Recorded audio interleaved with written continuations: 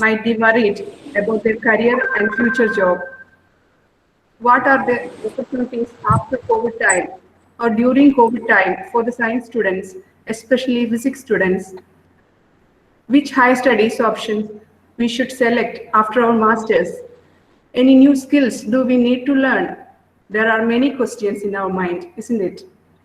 In order to find a proper and perfect answer, also to get good guidelines, we suggest all of you to carefully attend this webinar because we have an appropriate and apt resource person here today. Let me introduce her to you.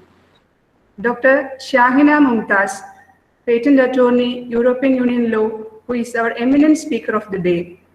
She has formerly studied in Indian Institute of Astrophysics and done her PhD in electrical engineering at University of Twente, the Netherlands.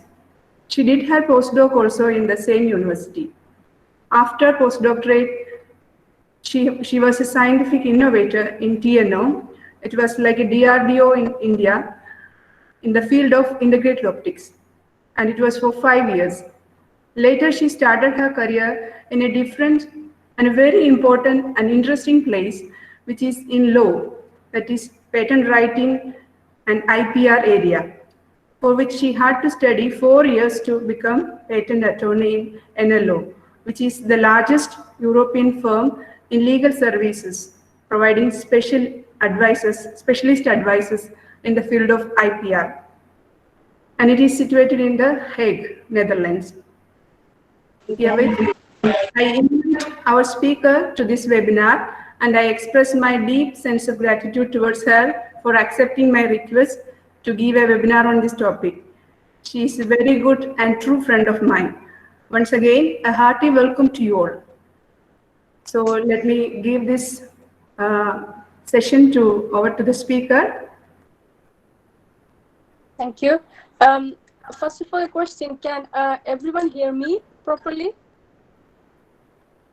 Can someone answer? Yes. Yes, ma'am. Okay, yes, thanks. Thank you. Thank you, Mercy, for the very nice introduction and giving me this platform to kind of share my experiences and insights, and probably it's useful for some of you, I hope. Yeah, so I haven't prepared any kind of a fancy presentation. So what I thought is like I kind of explain or guide through what kind of experience I had, and probably then if you have some questions, then I can kind of answer them. So it's instead of a monologue, I like to have kind of a dialogue session. Yeah, so as I understood, most of you, majority of you are Master of Physics students. Few of them may be bachelor. So yeah, there are many. It's a very beautiful field you have chosen, studying physics. It's a beautiful field. But then after that, after masters, you might be stuck like what to do. There are so many opportunities. You might be knowing of the conventional possibilities like teaching as a career, or becoming a professor or a scientist, which I won't explain much because I think you might be knowing. But then for the teaching, I won't explain much.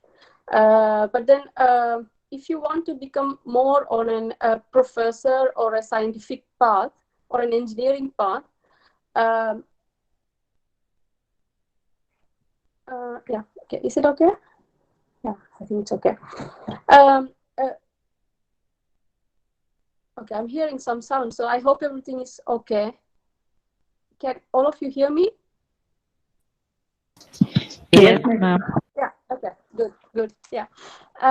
Yeah, so if you want to become into a professor or a scientist or engineer path, you might step into a research career. And for a research career, a master itself is not sufficient. It's enough, but it's not sufficient. So you need to take some more steps to step into a research field. And I will start from where you are now. You're doing like, most of you are doing like a master in a normal college or a university in an Indian setting. where you have studied quite a lot theoretically and academically, but you have done some projects and internship maybe, but majority of you may be lacking a hands-on research, good research experience. So to step into a scientist path, what you have to now do is to do some a very good research experience where you can really make your network. You can have some um, you can apply what you learn instead of just knowing some equation from textbook, like how this can be applied in a real world scenario.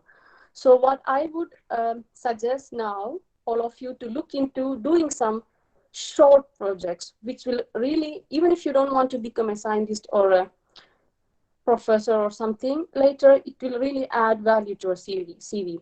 So look for doing some kind of a short-term projects. Like by short-term, I mean 3 months or 6-month projects in a good institution. Like there are so many good premier research institutions in India.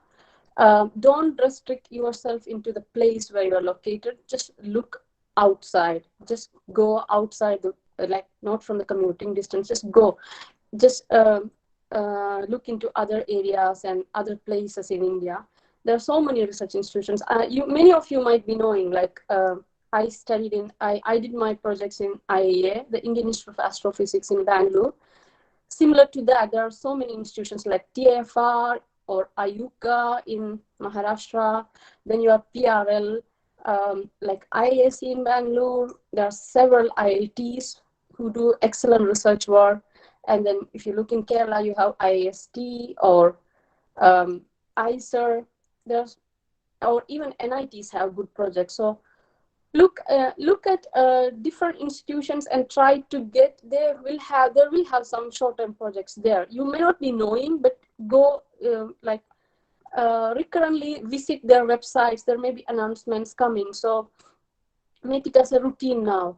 What I would also suggest is when you're doing your masters, this is only possible when you do your masters. When you finish your masters, it's not possible.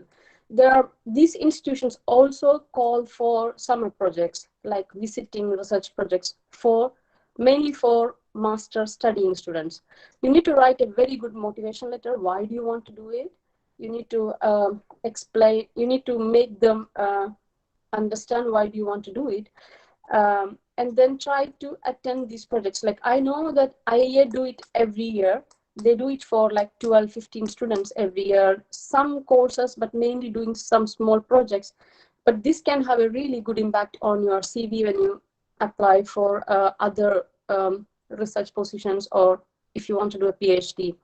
So try to apply for that. That will be one thing I would say. And this is competitive, I know, because there are several people who might be trying, but it's not difficult. It's not like impossible, but you can still achieve. If not, you should try different things parallelly. Like this is one thing you can try, and another thing you can try, which I have done myself during my time, is to look for unpaid internships also, because the thing which I explained before is paid internships, which might be a bit more competitive. But look for unpaid internships also. Just go to some professors in even universities or these institutions and try to convince them why do you want to do this, and talk to many people. And there might be some professors who are willing to accommodate you, like for a short-term project. You can just stay there and then talk with the research scholars there and do some short projects, and then use this as also a good hands-on experience on your CV, which will be helpful in when applying for your next roles. So I have done this. Like I went to QSAT. I didn't have any position available. I just went directly to a professor and then to several professors, and one was kind enough to accept. And I just spent there 4 months doing a small project, but that experience helped me to get my position in IEA later when I went for an interview. So it helped. So you can also do that, which is like a proactive way of entering into small research projects. I would also say, because now there are a lot of online courses like these universities in US, for example, like Caltech or MIT or these big universities. They have open online courses where you have attend some courses and take online credits, and then you can add that into your CV. That's one of the option. So what I basically want to say is you have to, because everyone applying has a master's. So how can you make your CV outstanding compared to other applicants? So this is possible by adding this kind of internships or summer projects or some extra courses from international um, reputed universities. So you can make your CV a bit more outstanding from other candidates. So try to do that. Um, so I'm now talking about entering, how you can enter into research field. Okay, but you can of course prepare for these competitive exams also, which I think many of you might be already doing, like the UGC or JEST or IIT entrance exams or GATE scores, which is I think most of you might be already doing. So parallelly prepare also for that. I know it's a very competitive exam, but that should be your main goal. But try to also do the plan B options, which I just suggested, so that even if you don't qualify that competitive exams, you still have other backup plans to enter in another way into a research position. Um, but also after you finish your masters, you can also look for this 1 year project assistant roles, which a lot of institutions in India call for. They call it different names, but it's basically a 1 year project assistant role where you will do in a project. Like IAC do that quite a lot, ISRO does, DRDO's does, TFR, IEA, they all call for project assistant positions. Typically you have like 20, 30 candidates applying, they call for interview, and then yeah, so if you qualify, then you can build up this 1 year experience, and then that's also, then you know the subject. More than that, it's also create a good network for you. So that's also one thing. And next will be, many of you might be interested, at least some of you might be interested in pursuing a PhD. For those of you, this short-term research experience will be really helpful to understand how the research field works and what to do to decide which field you want to pursue a PhD. So I would recommend trying to do that. Yeah, if you don't qualify UGC, for example. Yeah, so you might be knowing how to do a PhD in India already, like clear this UGC exam or GATE score, or try to do in a project assistant role, and then thereby, apply for individual exams conducted by universities. Another option will be try to do a PhD outside India. It's also a good possibility. You know that several countries have eminent research possibilities, like US, Canada, and if you come in Asia, it's like Japan, China, Australia, New Zealand, and in European Union also many countries like Germany, Netherlands, France, or the Scandinavian countries. There are UK. You have several like premier institutions where they offer PhD positions. Basically, you only need a master's in physics for that. But if you have this kind of as I just told, 1 year research experience or several short-term internship, it just add value to your CV and make your CV outstanding among the other normal candidates. So for applying abroad, I would like to say some tips. It's very important to find a topic which you want to do a PhD. You cannot just say, I will do PhD in physics in anything which is given to me. That sounds a bit lousy, right? So finding a topic is important, like whether you want to do in astrophysics or condensed matter physics, or you want to do an experimental physics, or yeah, medical physics or which field. At least you have to find, by now you might be knowing like which field of physics you like and you want to pursue further. It should not be like anything that is available I'll take, which doesn't show a motivation. So find a topic, take your time and find a topic, not a very narrow topic, but at least a decent broad topic. And then after finding this topic, try to list universities which are doing good research in that area which you chose. And then regularly monitor their websites, go there and check whether there are vacancies coming. That's one way, active way of checking. There is also another way, like try to, if you have found a really nice topic and a nice group doing in that area, try to follow the articles published by them. And if some professors of that group is doing a talk, try to attend that and then ask some good questions so that they kind of notice you, and then later you can implicitly ask for any open position coming up. That's also one way to do, and passive way of doing for position. On the other hand, you can also look for these websites like academictransfer.eu. They kind of list a lot of PhD vacancies available. What I also did at that time is just Google search. If you just say condensed matter physics 2020 PhD positions Europe, you will get a lot of hits and try to filter them and go through whether you like it, and then you can apply that.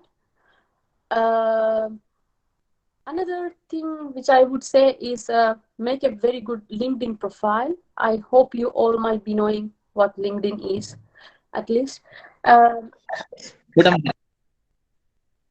Excuse me, was there any question?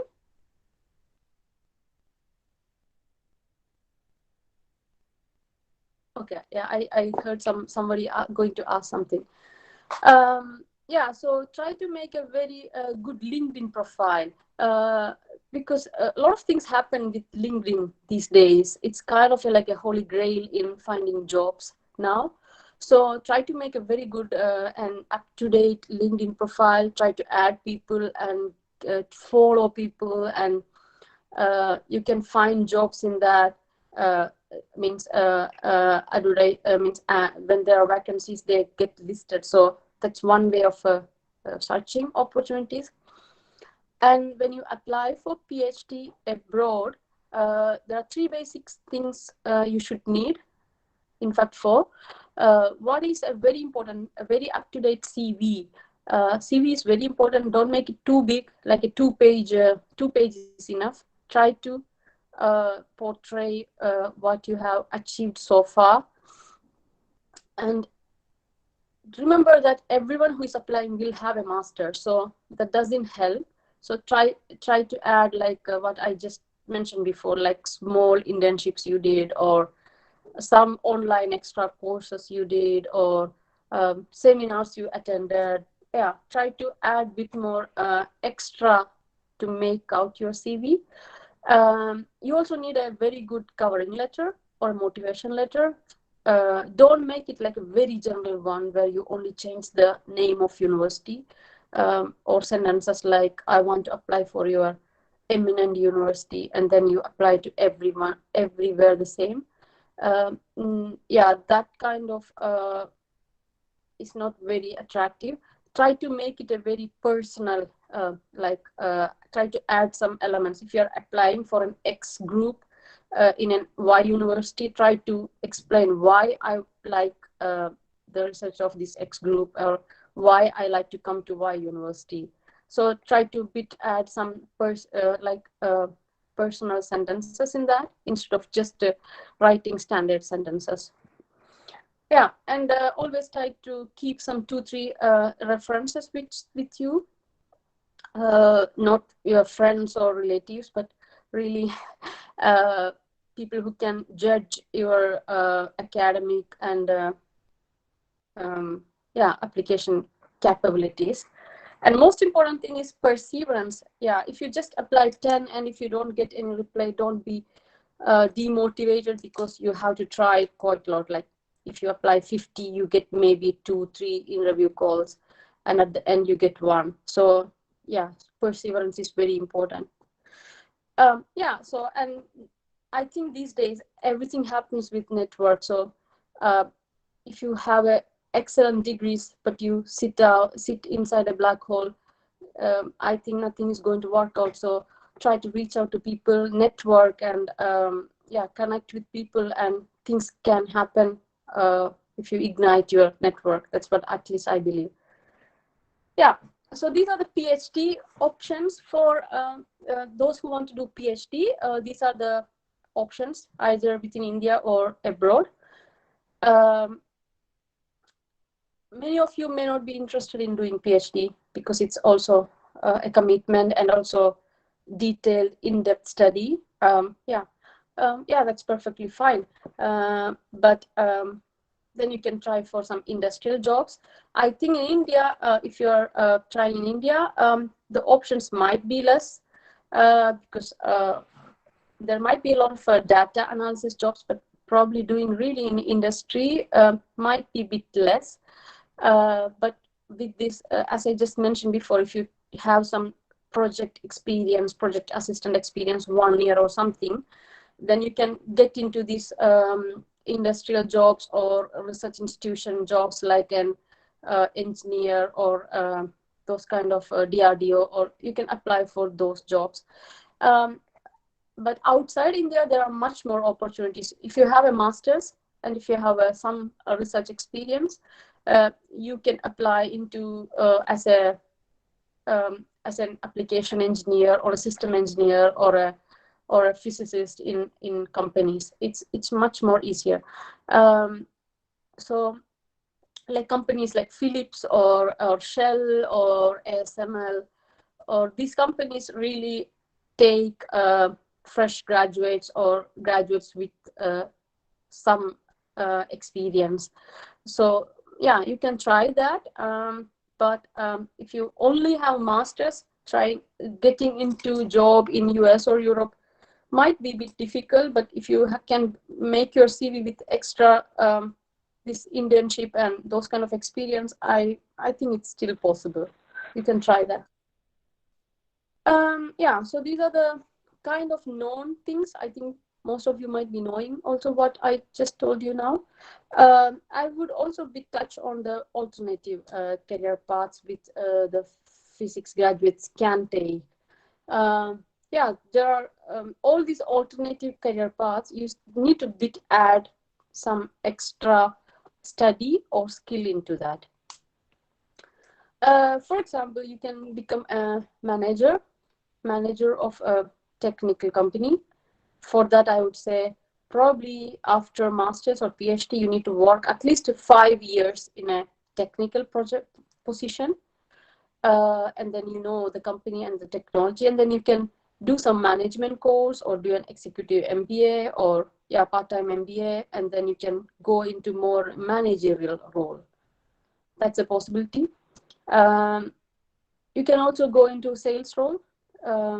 If you're really a people person, you like technology, but you working on lab and it's not what you look for, but you like to reach out to people. There are like a sales job, but it's really like a high-tech sales job, which is like companies like SML. They really need a minimum master's or even PhD for the sales positions, because it's such complex instruments they are selling. You need to have really good knowledge of the of physics. So it's really their customer service and sales job. They really need technical experts. And yeah, so that is a different type of, you travel a lot, you go to really different clients, and that's a different type of role you can take. What I also see some people do, some people like they have studied physics, but they like editing.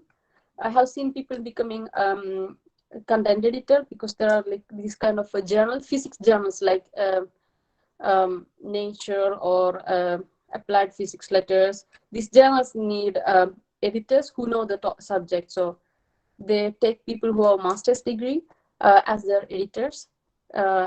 What they typically do is when you get research articles, you kind of scan which field it is and where should it go, which reviewer it should go. So you basically need to know, a quick scan what the topic is. You need to understand, and then you need to decide who will edit and how the reviewing process is going on.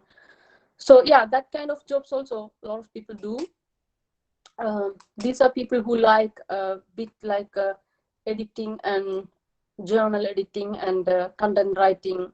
Yeah, so those kind of possibilities are there. I think you can Google journal editor and then you can get a lot of information on those career paths if you like that, like journalism or those kind of things.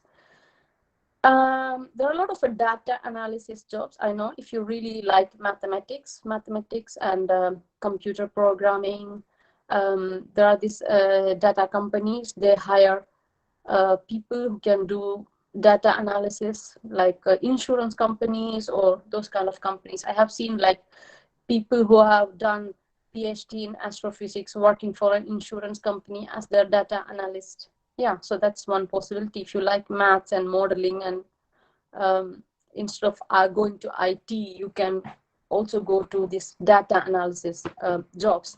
You need to learn probably modeling and coding, and you can end up there. What I also have recently come across is a job of a medical physicist. I don't know how many of you know, but I have seen one of my friend who did this, who pursued this path and doing a very successful career in that domain. So it's basically this. It's a medical physicist.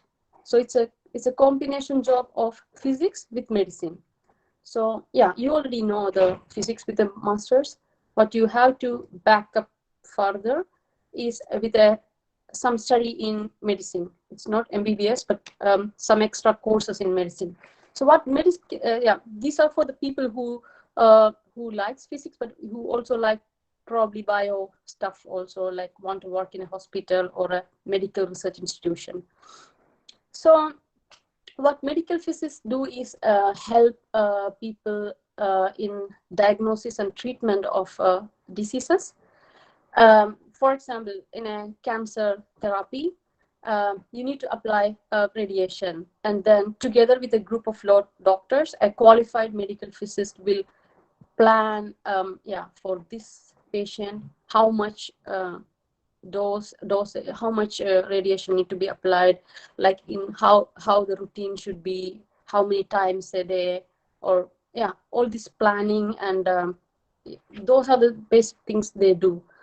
And they do various other things like in ultrasonics or radiotherapy or NMR. So basically medical physicists help using their physics knowledge to help doctors in making a good plan for the diagnosis and the treatment of patients. Yeah, it's a very interesting job. I found it very interesting, and it's very satisfying if you really like to reach out to people and to help patients. And it's a very nice job. You need to study for this further. You need to be qualified. You need to certify, because you need to write some exams and then really accredited. You cannot just practice like that. You need to be really pass exams and get a certification that you can practice, that you're allowed to practice. Usually they join as trainees in together with experienced medical physicists.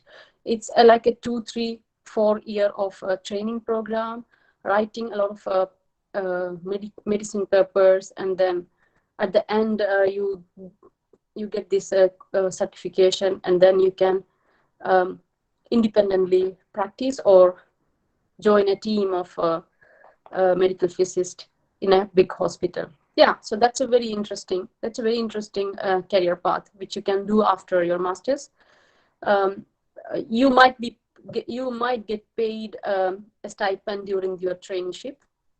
So I think it's a worth investment. It's a highly paid job once you're qualified, and you basically work in hospitals, as I just told, or in bio institutions. Yeah, so that's one thing which, if you like, can look into further. Google it. But I also want to now explain what I took. I have also a background in physics. I studied physics in India, and after that I did my PhD in Twente. That was in optical MEMS. I had also a career of a research scientist for a period of time, and then I basically thought, okay, I want to do something else. Yeah, and then I looked at these possibilities, and I came across the role of a patent attorney, which I liked and I pursued. So I will bit explain what this role is. So it's a job of a combination of a physics and law. So it's a physics and legal. It's a techno-legal career path.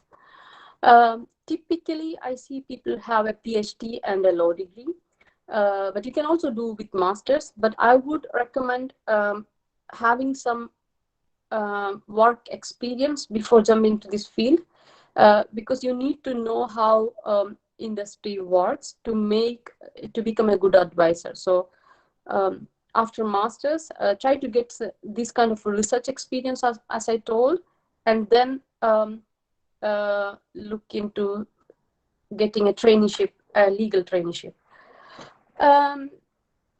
So basically, what I do is there is an inventor who invents something like a new thing, and he want to patent his invention because he want to protect it basically, and he wanted to use it as a tool to stop someone else who is going to make it and sell it. So he want to stop someone, his competitor, from using it.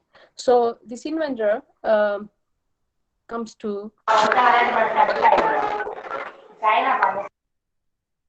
so basically this inventor comes to me and talks to me about his invention, and then I do a quick search to see whether it's really new or is it already existing, because if it's existing, it's not possible to patent. It should not be publicly available. And then I help him to draft a patent. Have you ever seen a patent? Yeah, I have one here. So it looks like this. It's a document like 50 pages with a lot of. You also have some pictures like this, figures. Yeah, so I basically draft this document. It's technical, but written in a very legal way. And I also draft the claims, which are the backbone of the patent. The claims define the scope of the patent, and it should be strong to stop a competitor. If it's a very weakly written patent, then yeah, your competitor can find ways to design around it. So the claims define the scope, and then and it's really written in a legal way, not like a physics. Yeah, it's technical, but it's a legal language. So you need to know that. That's what the study makes you do. So I draft it, I submit, and then I help in the prosecution of this document, because yeah, once you submit, there may be the examining division could find some colliding prior art documents, and they say no, this is not novel. And then I look at those documents, and then if it's a colliding prior art, then I amend the claims. Or if it is not, then I argue back, no, this is not, that's completely different, and this is different. So I help in prosecution to get a grant of this patent. And this prosecution also involves some oral proceedings where you have to go to a courtroom and argue for your inventor. Yeah, so that's one thing. And after the grant, there may be some opposition of this patent. So there may be a competitor who want to kill this patent, They come with some observations, and then you represent your client in this opposition proceedings. So this is pretty much some of the aspects of the job, but it's much more. This job requires interest in law, like interest in technology and interest in law, because if you don't like law and how the law works, then it's a love-hate job. So if you like it, you really like it, but if you don't like it, you hate it. So you cannot like compromise in between. That's what I would say. So basically the skills you need is really have a helicopter view of the subjects in physics. So if you if an inventor comes with an invention, you need to listen to him and understand quickly what the invention is about from the first meeting. That's one thing. And once you know the topic, you also need to be very detail oriented, so you can go in depth to that topic and find what it is and what is the difference with the existing art. And then so you need to have you have to be journalist, and you have to be specialist when required, and you need to be very good in language, how you use your language and how you write. So it's a legal text, so a comma can kill a person. So it's how you write the document, and the language skills are very important. The argumentative skills, how you argue. It's very procedure, it's very bureaucratic. You need to know a lot of articles. So I have basically this kind of books I use. So when there is a case, I look. Article 87 is about priority, or Article 54, it's about novelty or inventive step. So you basically need to know quite a lot of articles and rules, and need to apply that into the context. It's very bureaucratic. It's very procedure. So you should, if you like bureaucracy, you need to like bureaucracy also to be in this field. So this is a different career path. I took it because why I can tell personally why I chose this field, because I have been doing only studying physics or doing research for a while in my life, and when I look myself, I like physics and technology, but I'm not only that. There are other parts of me which is not being used. There is a strong alpha part in me, like as I told. I like language, I like arguing, I like that legal law art type of things. Though that part was never used in any of the jobs I previously did. And this is what I like in this job, where I combine my science part and also the art part in me. This job you can do in two different settings. One is in a law firm. So you basically join a law firm where there are many lawyers involved, and you join as a trainee assistant there. You need to study a 4-year traineeship. It's like that you doing like a CA in India, where you join a firm. You do a lot of training work under these lawyers. You need to study a lot of courses, pass exams in this 4-year period, which are mainly legal exams, and then you do a lot of assistant jobs for them. So you also learn the job while doing it. They are checking it. So that's one possibility. That's what I did. You can also join in a company. Like these big companies have legal IP departments. Like in India, I know TCS has, Philips has in Bangalore. So they have IP departments, and they have also IP lawyers there. So you can also join there as an assistant. But you need to do a traineeship initially because you don't have that legal background. So you need to invest next 4 years in studying, and you might be getting some stipend during this period, but studying and passing all these exams and getting this certification so that you can independently practice and represent a client before the court. I also looked in India, how is the other possibility? There is a course in IIT Kharagpur. It's an LLB program on intellectual property rights. So you can join that course. It's a 1 year, I think it's a 1 year course. So you can also join that course. And then, yeah, then you met a lot of people, and then, yeah, that's one possibility you can do. And one thing I want to mention is that each country has a different degree. So it's pretty much same, but law is different for different countries, right? So if you are qualified as a patent attorney in India,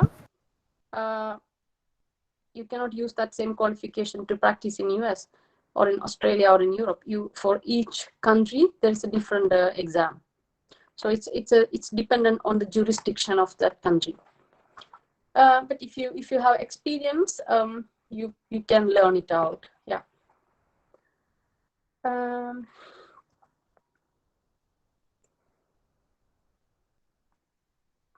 So basically, this is about the job.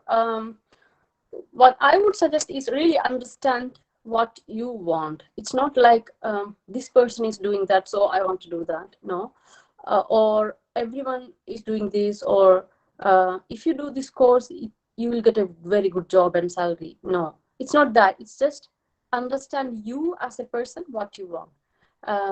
You will have some skills which is different from another person. So see what kind of skills you have. Maybe you are good in language, good in argumentation, maybe you have empathy for a patient, or you like journalism, or you are good in programming, you're good in mathematical modeling. Yeah, so you're good in managing people, you're good in sales. Look what is your strong point, and then decide what you want to pursue. Yeah, and understand your natural skills, and try to find a path which is fitting in that. Then you can really excel in that field. And also, I think most of you are doing masters, so it's a quite young age. So try to explore new possibilities. Just don't restrict yourself to the only options next to your house or where you are located now. Just the world is so wide, so just go outside. You're so young, and yeah, there's so much options. Hopefully after the pandemic period, everything is the doors are open. So just explore, try to experience different cultures, and how the things work in different settings, and try to learn new languages, and yeah, and make a good network, because everything happens with networking these days. So just go outside Kerala or outside India, and push your boundaries, I would say, and don't sit in your comfort zone, because miracles happens outside comfort zone. That's what I believe. Yeah, and make this as a learning experience at what age you reach. Try always to make a next version of you every time. This is basically what I want to say. It has been like a monologue for a while now, so I would like to hear some questions. Yeah, so if you have specific questions, then I would like to answer now.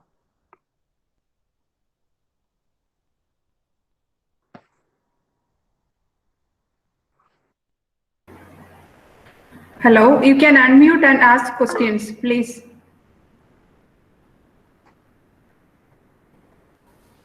Excuse me, ma'am. Yes.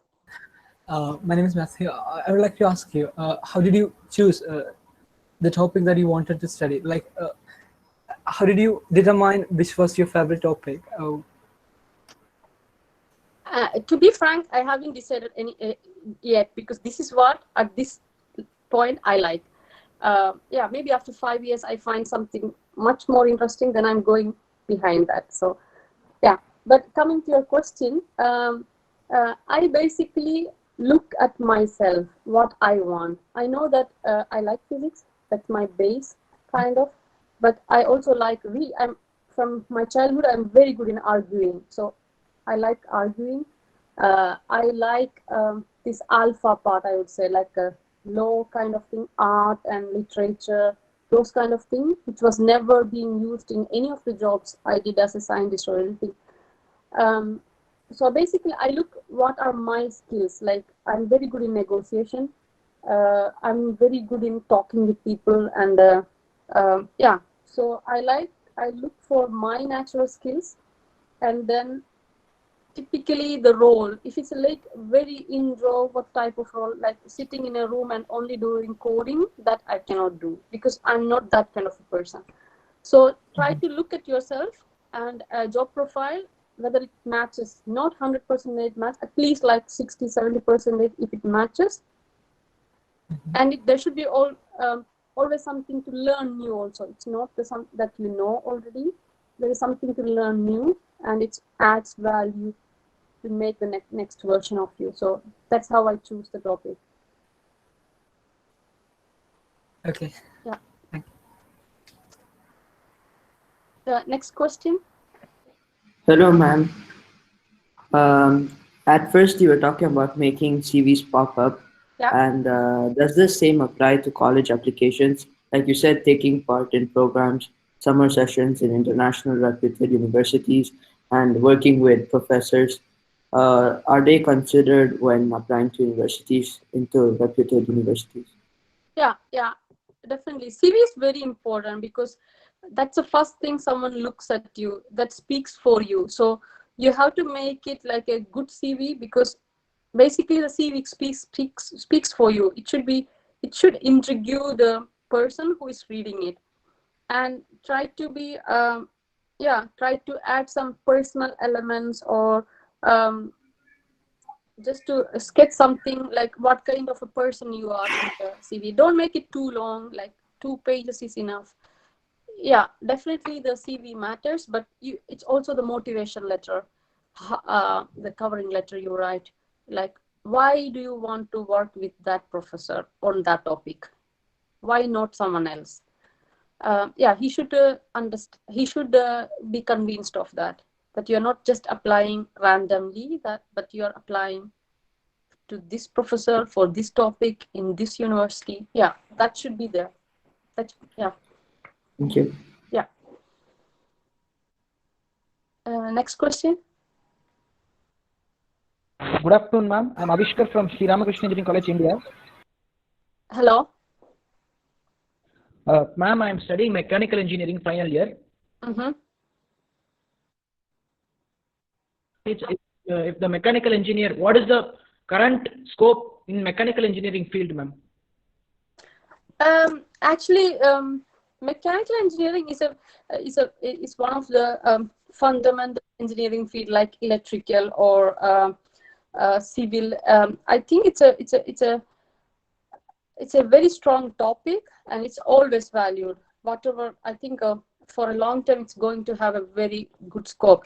But then you want to see what you want to do with that also. There are like, after mechanical engineering bachelor, I would strongly recommend doing a master program, because then you become a bit more specialized, and then after that you can look for this industry positions or PhD. Yeah, micromechanics is a big emerging field. There are a lot of happening in micromechanics.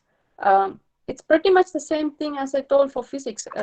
Yeah, look for universities where they do this. Yeah. Because in mechanical engineering now it's converting into, now the companies are converting into digital. It's updated digitally, ma'am. And there are no core. Now the mechanical engineering couldn't get a core job according to his studies in it. And after finishing mechanical engineering if we do MS, at what field can we do in MS? I think there are so many fields. Like mechanical engineering is a very broad topic. You can do like in MEMS or yeah. I think it's so broad. Look at the possibilities in. I don't know how it is in India, but you can also look to other countries like in Germany or in France or in US. there are so many diverse master topics which is specializing.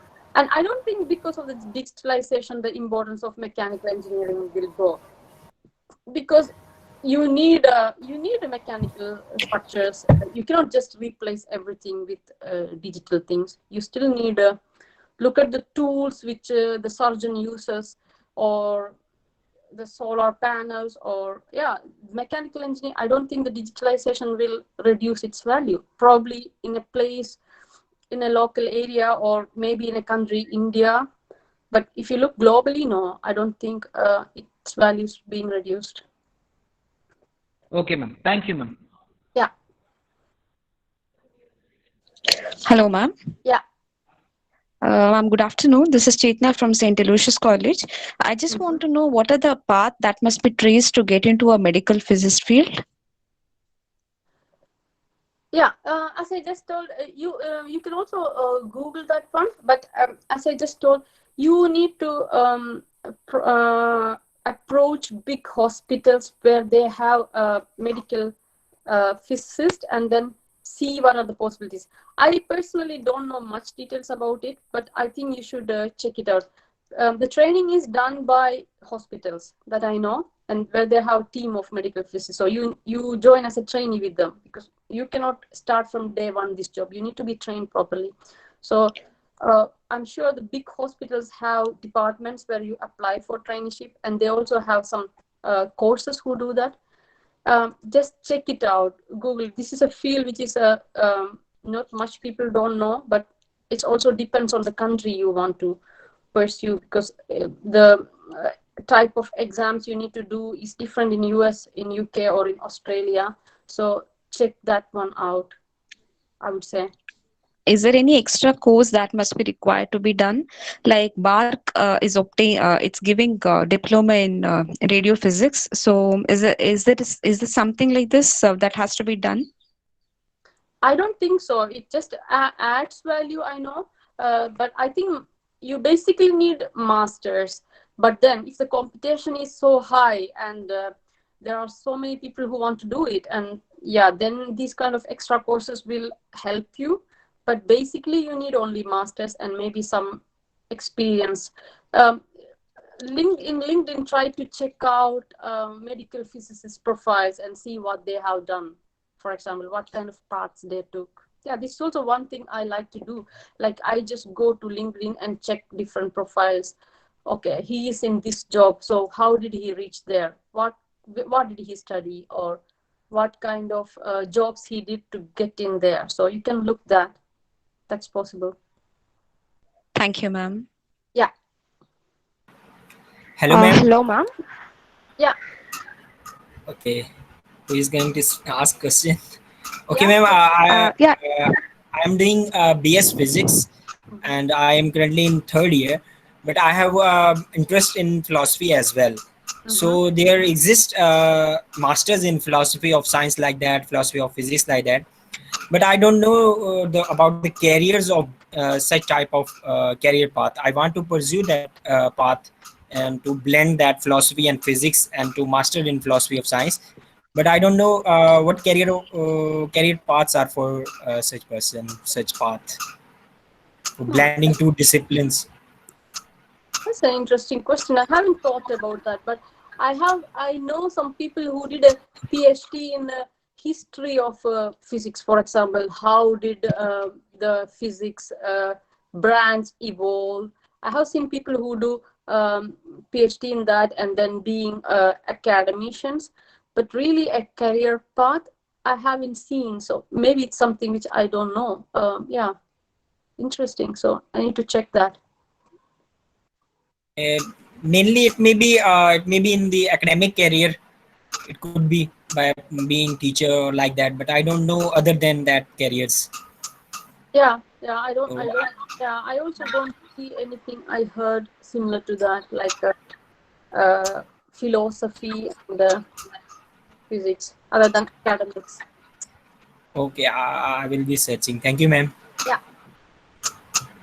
Hello, ma'am. I'm a UG student. Can you tell me the scope about meteorology and masters? Which university offers masters in meteorology? Is it metrology or material? Metrology or material science? Metrology. Metrology. It is Okay. metrology, ma'am. Okay. Metro. Yeah. If you ask that, I cannot. I don't remember by heart to pinpoint something. But I think basically you need to check that. You need to have your own research on that. You just see which which groups are publishing good articles. Yeah, check the which groups in the world are publishing good articles in that. Which universities are ranked good in that. Yeah, yeah. If you ask these very specific questions, I don't know. I don't know. Okay, ma'am. Thank you, ma'am. Yeah. Good morning, ma'am. Yeah. My question is on scientific journalism. So, Indian science journalism and communication is providing a distant course for science journalism. Other than that, I couldn't find anything, any course or something like that in scientific journalism. And adding on to that, what is the scope of as a science journalism doing in visual media like folk science or National Geographic? Yeah, I have only seen this yeah, as I just mentioned before, physics editors. There you need really masters. Your physics knowledge will be highly utilized. But I think for the National Geography jobs, I don't know whether you really need a master's in physics to get that job. Probably you need a journalism degree, much more in that. Yeah, I don't know. Yeah, I have seen the editor jobs where they really need masters in physics, which is where you need to understand the topic in depth. To understand these particular science journals like Nature and all, should we need to have a degree also in science journalism or journalism? I already have masters in physics. Should I need a journalism to get into this physics writing or science writing or editing? No, I don't think masters in physics is enough. It's more than enough. But what you need is to get into some traineeship with experienced editors or journalists. You need to join as a trainee to learn the job. I think yeah, adding an extra course can help, but you also need to learn the job by working with them. So I would suggest try to reach out to them and look for opportunities to do some traineeship, like 6 months or 1 year with them, and then learn the job and then make a network in that field, and then you will hear from people what are the paths you can take there. Okay, thank you, ma'am. Yeah. Good evening, ma'am. Good evening.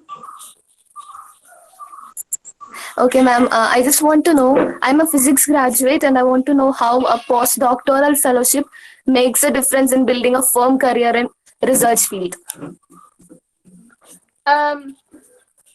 Personally,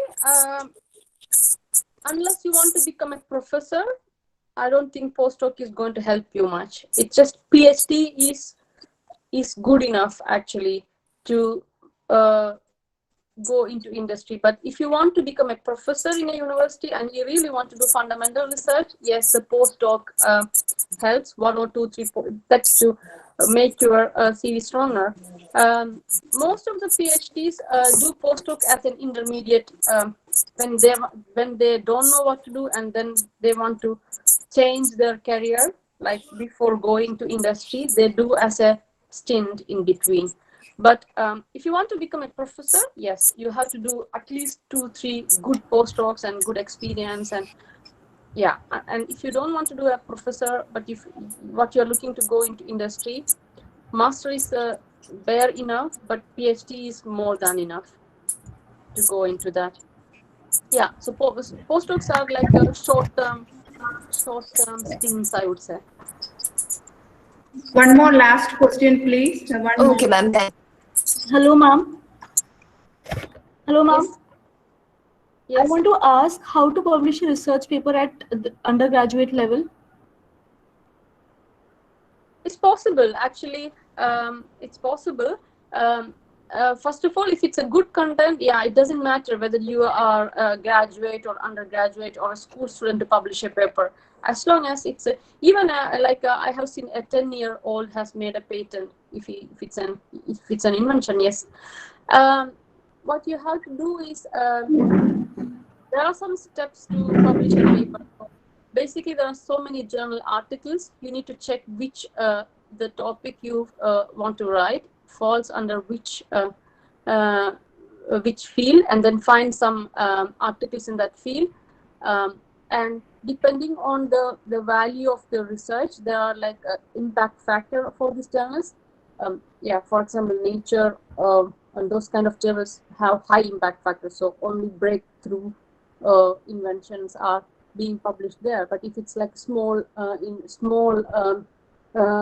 research, then you can go for like very normal journals available. I think in Wikipedia has a, if you just click Wikipedia physics journals, you will get like at least 50 journals, and you can choose which one you want to send. And then there are peer reviewed journals, or you can also send to a conference proceedings. That's also one possibility. Okay, thank you, ma'am. Yeah. Okay, let us wind up now.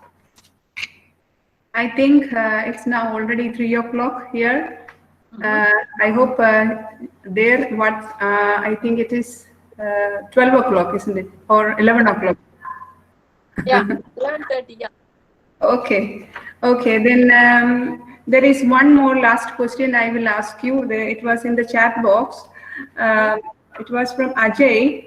I want to do MSc in astrophysics, but I am pursuing BSc honors in mathematics. How can I apply for it? Ajay Srivastava, he is asking.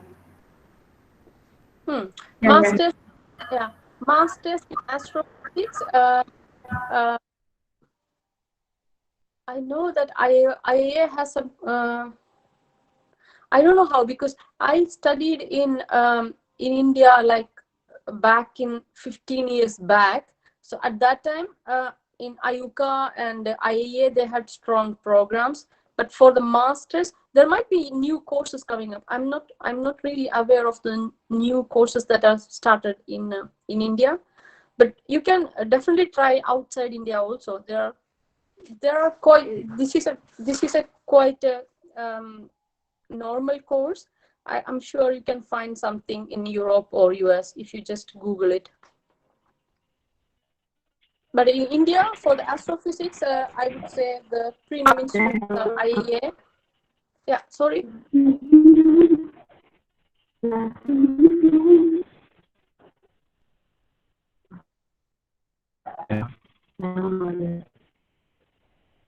Did I answer the question?